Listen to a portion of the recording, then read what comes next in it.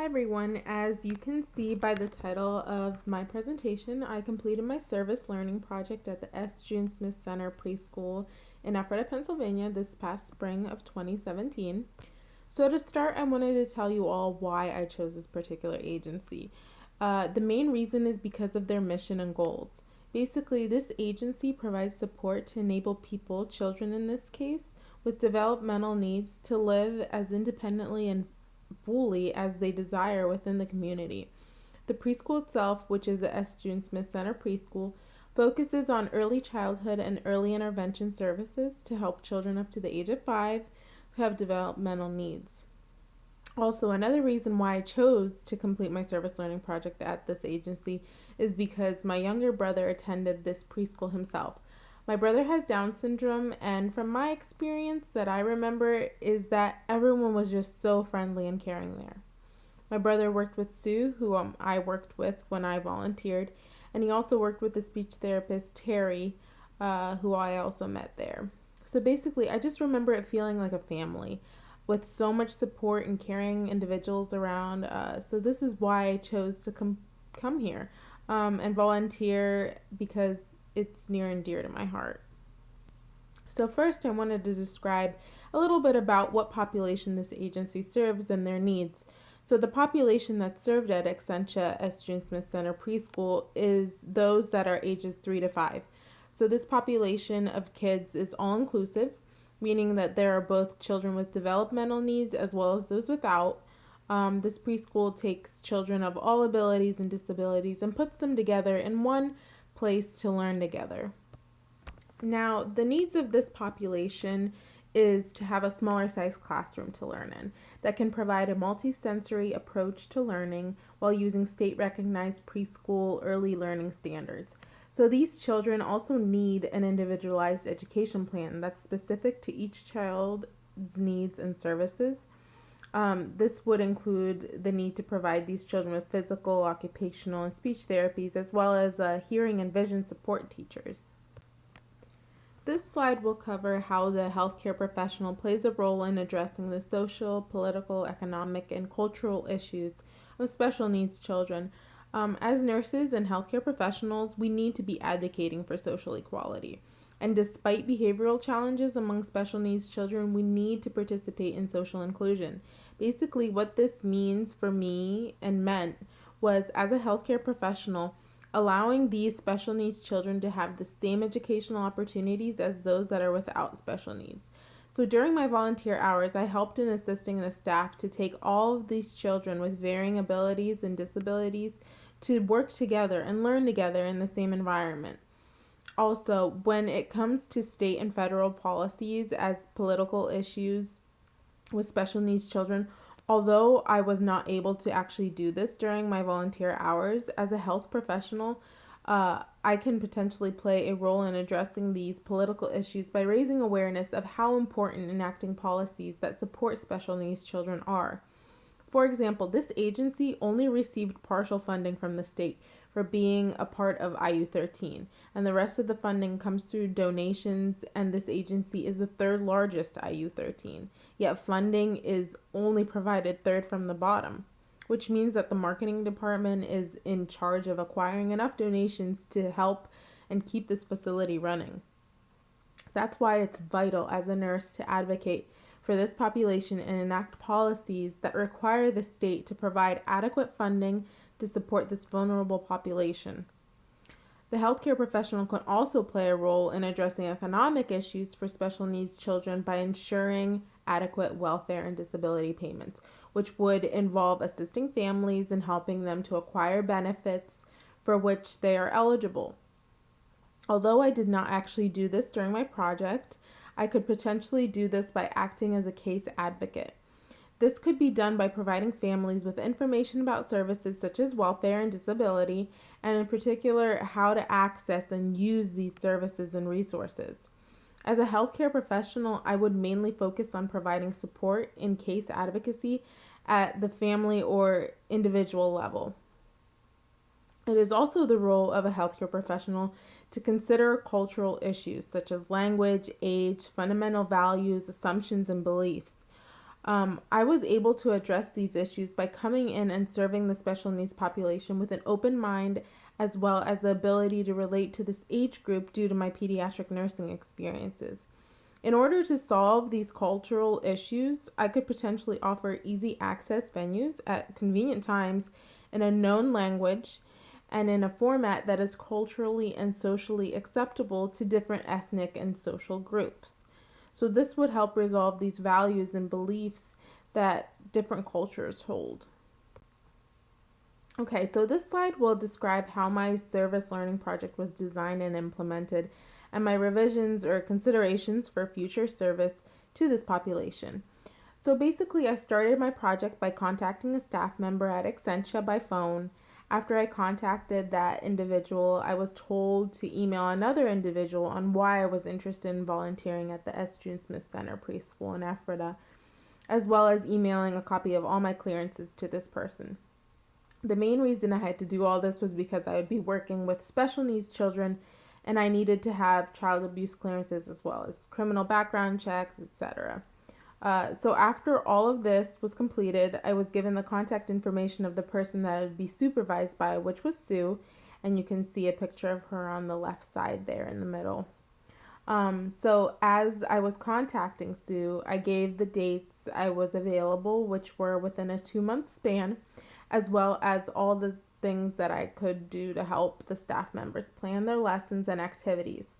I was told that because of their specific guidelines and special training and requirements that I couldn't help plan any of the lessons per se, and that all I could do was assist the staff members in implementing these activities. So while I was at the preschool, I helped the staff with all of their activities and even functioned as a one-on-one help to some of the students that needed more assistance or attention.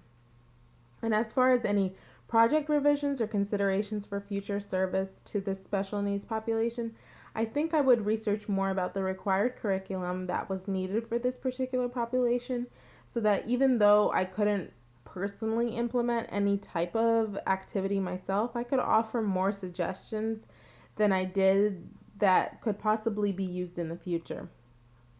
I think I would also revise the amount of days that I would attend per week. Basically, what I mean by this is I was going to this volunteer experience on all of my days off of work for 2 months.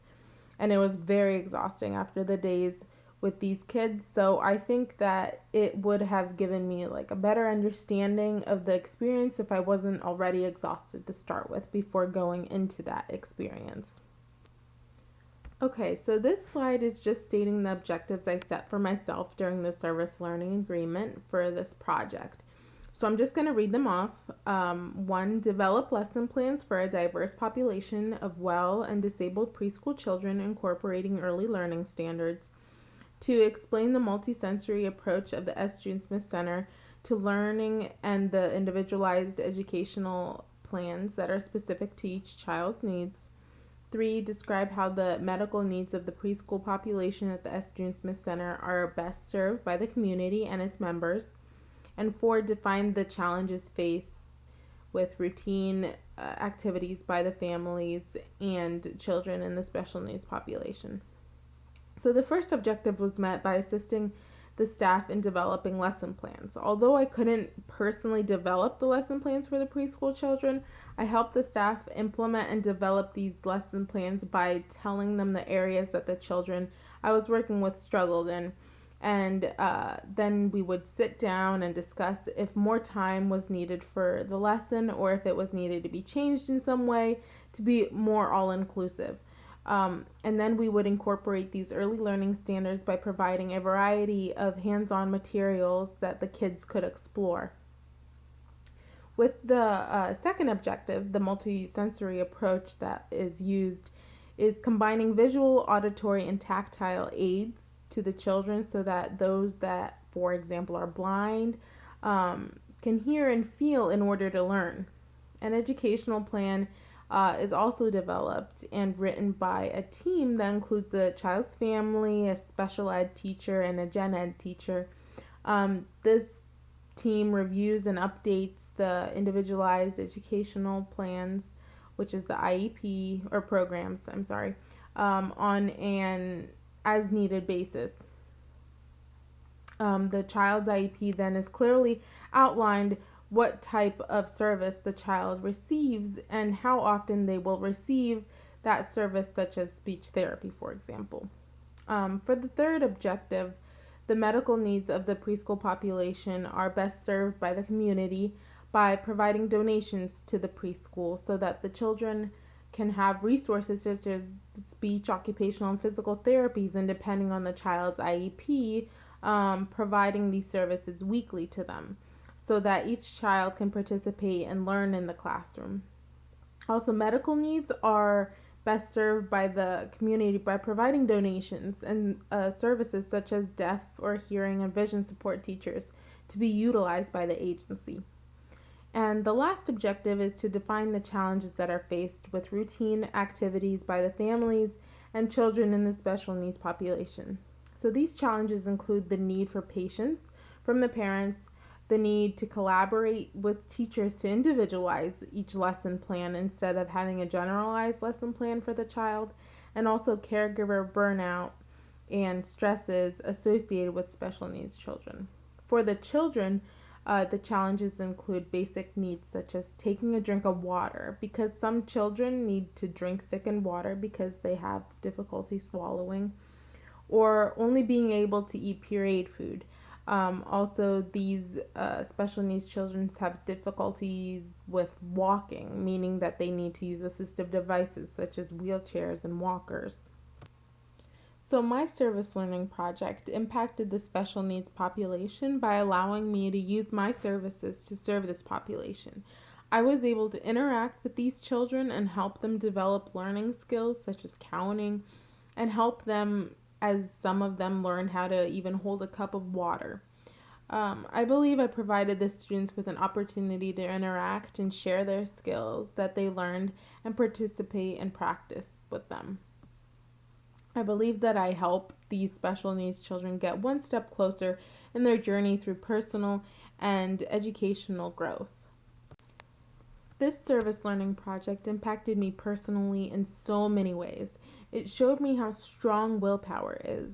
The kids that I saw were struggling with tasks that we would consider to be basic, but there's one thing they didn't do, and that was give up. These kids could give so many excuses of why they can't do something, and they would be legitimate. But do they give them? No. These kids showed me of how important it is to never give up. We give up, and I've given up for reasons that are pointless. And to see the progress of these children and how each little accomplishment is as if they moved a mountain gives me encouragement that if these kids with so many disabilities can tackle them, then we should never give up to tackle what we want and that we need to continue trying. On the other hand, I think that professionally, the service learning project has impacted me by showing me how incorporating diversity is so important for young children. And as a pediatric nurse, it gave me the perspective that when kids come in with debilitating illnesses, it doesn't mean it's the end of the road for them. Through this experience and through seeing how children that are blind, having missing limbs, physically not being able to hold their own bodies up, bounce back and fight to learn was just incredible. This experience gave me that extra sense of encouragement that I can provide to children I take care of and show them that they can do anything because these kids did it. So that was the end of my PowerPoint, and these are my references, mainly the picture references. The end. Hope you all enjoyed the PowerPoint.